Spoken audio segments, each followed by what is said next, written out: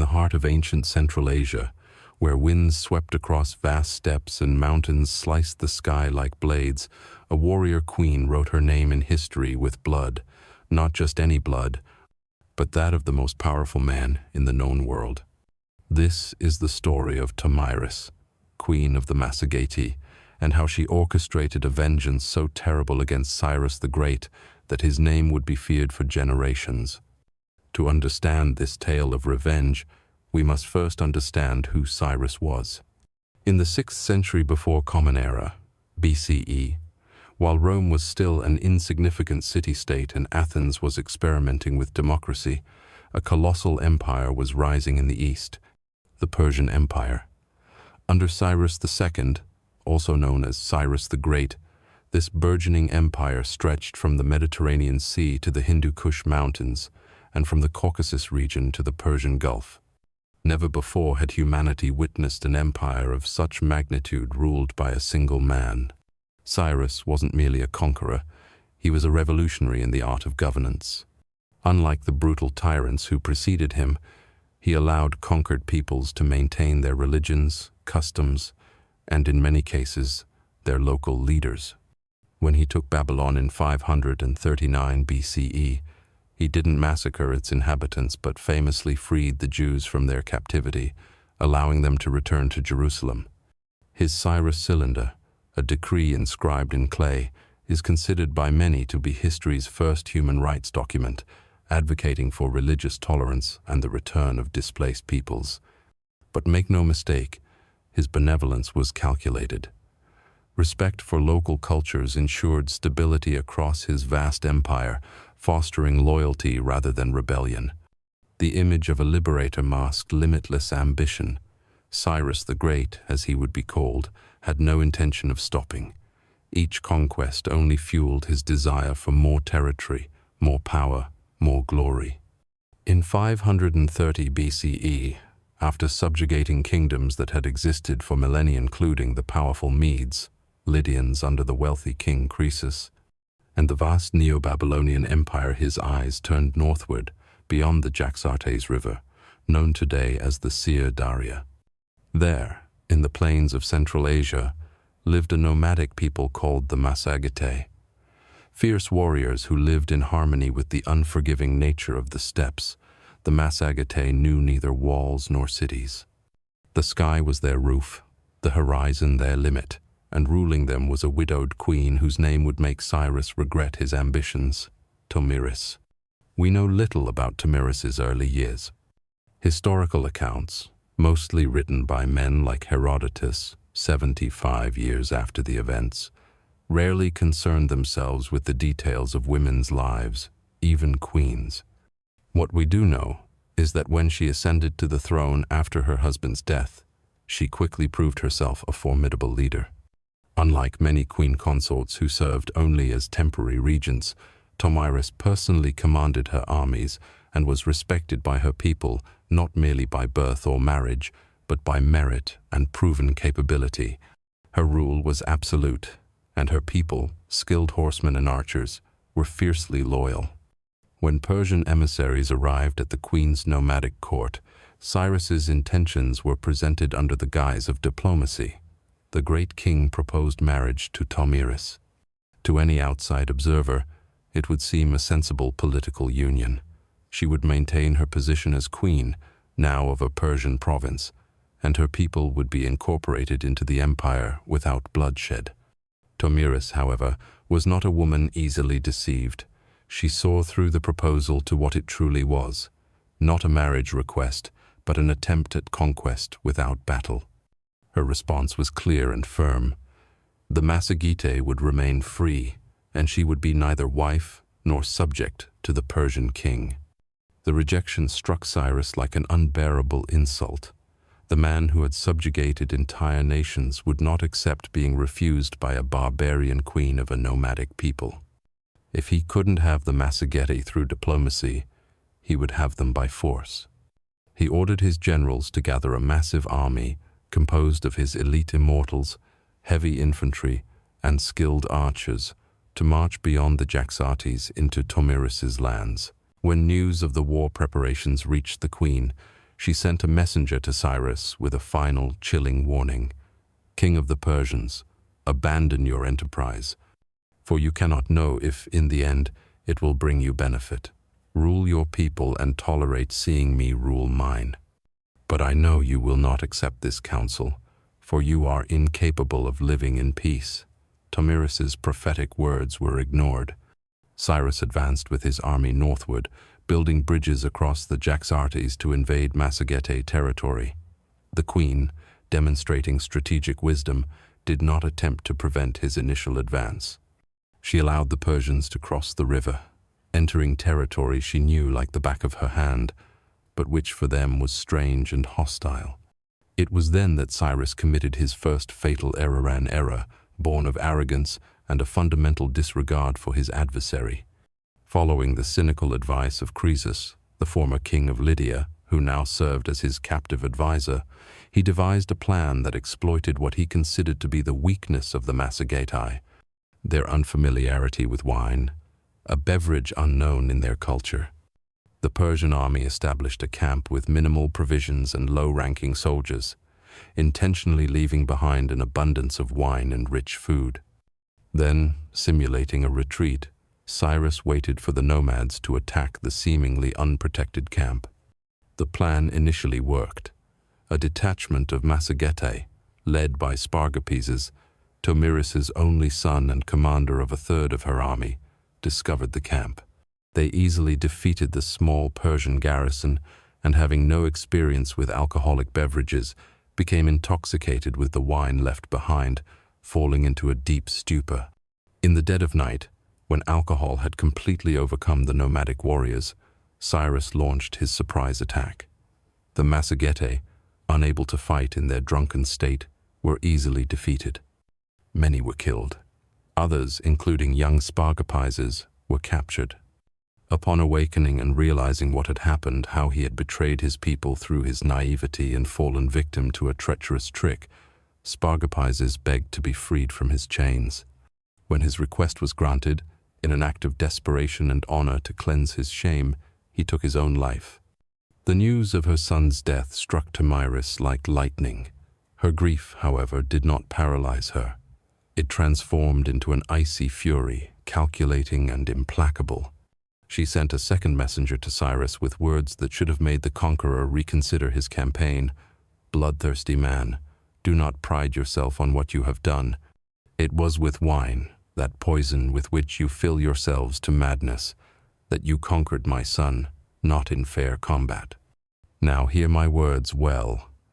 Leave these lands and return to your empire, forgiving the injury of capturing 1/3 of my army through trickery.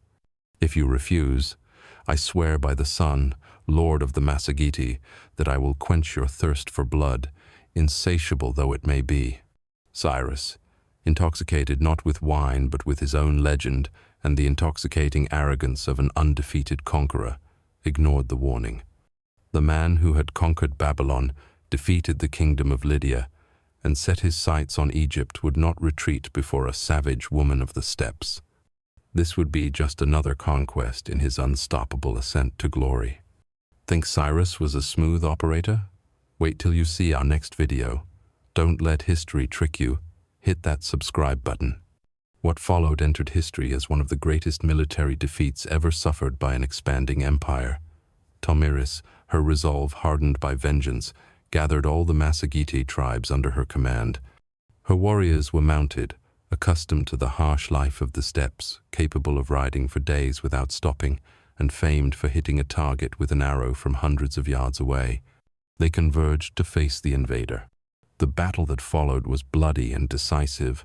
The Persians, with their heavy infantry and tactics developed for siege warfare or the open fields of Mesopotamia, found themselves at a severe disadvantage in the open plains, where the mobility and hit-and-run tactics of Massagetae horsemen could be fully exploited. Mounted archers would attack and withdraw before the Persians could effectively counterattack, raining down arrows and wearing down the enemy. Cyrus fought with the bravery that had made him legendary, leading personal charges against enemy lines. But even the greatest conqueror the world had ever known could not overcome the combination of hostile territory, a tactically superior enemy, and the unbridled fury of a mother seeking vengeance for her dead son. In the heat of battle, the unimaginable happened. Cyrus the Great fell. The man who had built the largest empire the world had ever seen, whose name made kings tremble, was defeated and killed in the plains beyond the Jaxartes. It was what happened after his death, however, that ensured this story would be told and retold for centuries.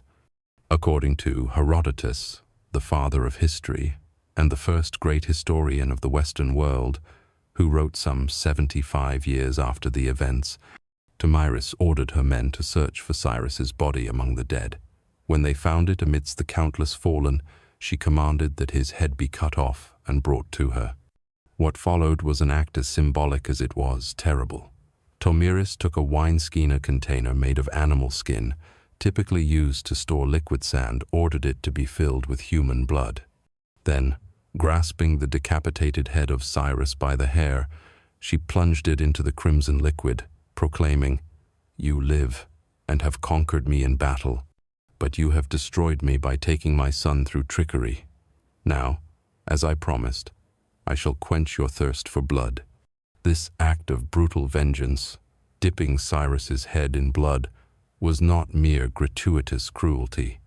It was a powerful, ritualistic symbol, a declaration to the world and to history that even the mightiest of men, if driven by boundless ambition, will meet their end.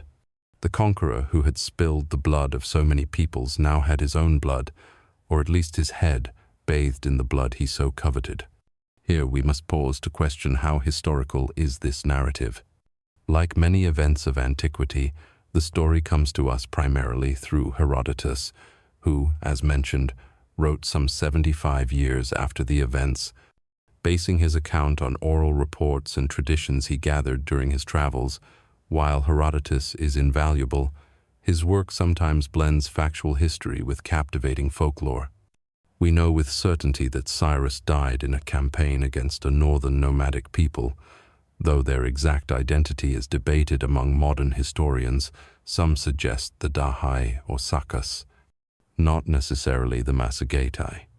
Later Persian inscriptions, including the famous Behistun inscription commissioned by Darius I, mention that Cyrus was buried in Pasargadae, his capital, indicating that his body was recovered, which partially contradicts the account of the decapitation and the wineskin.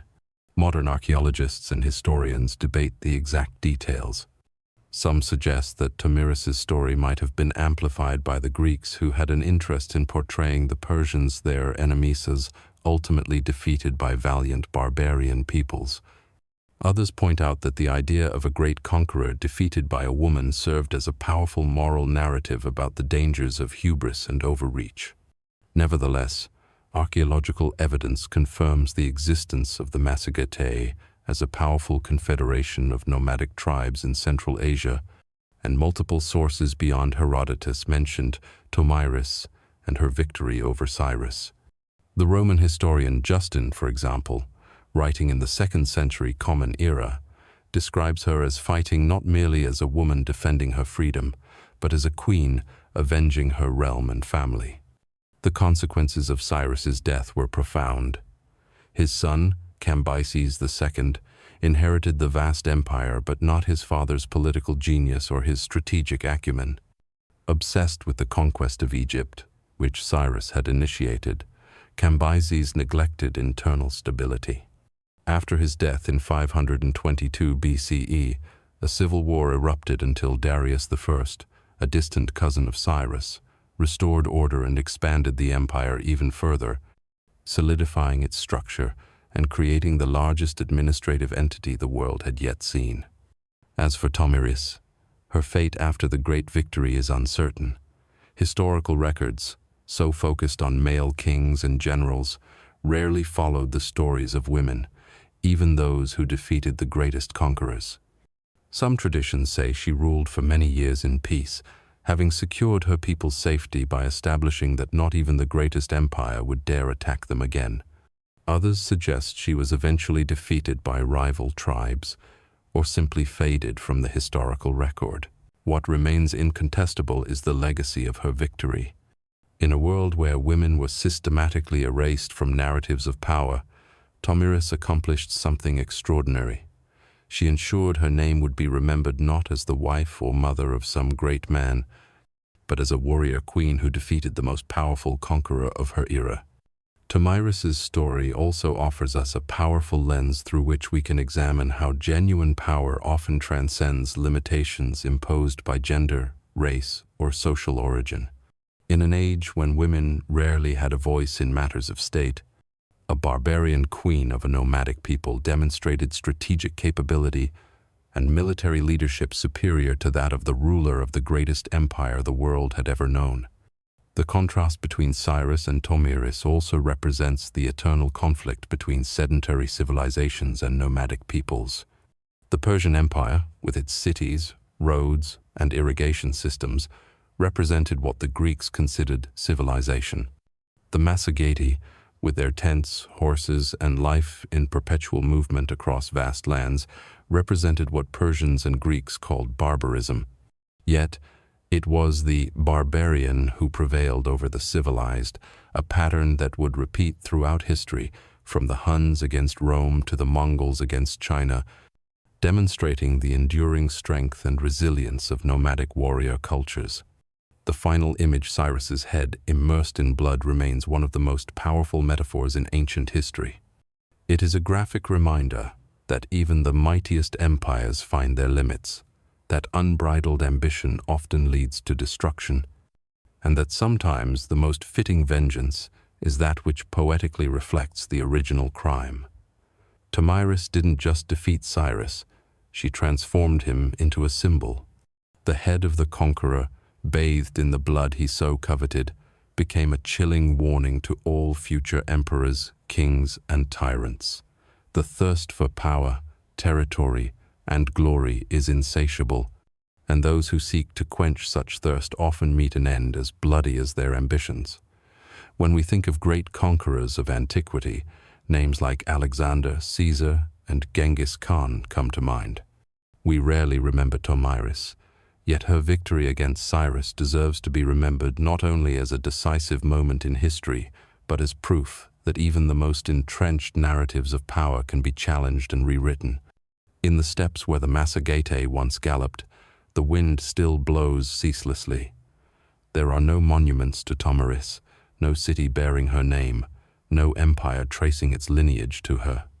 Nevertheless, her story, the story of the queen who bathed Cyrus's head in the blood he so coveted, continues to echo through the centuries as a reminder of the limits of power and the terrible price of boundless ambition. Subscribe for more incredible tales from the past.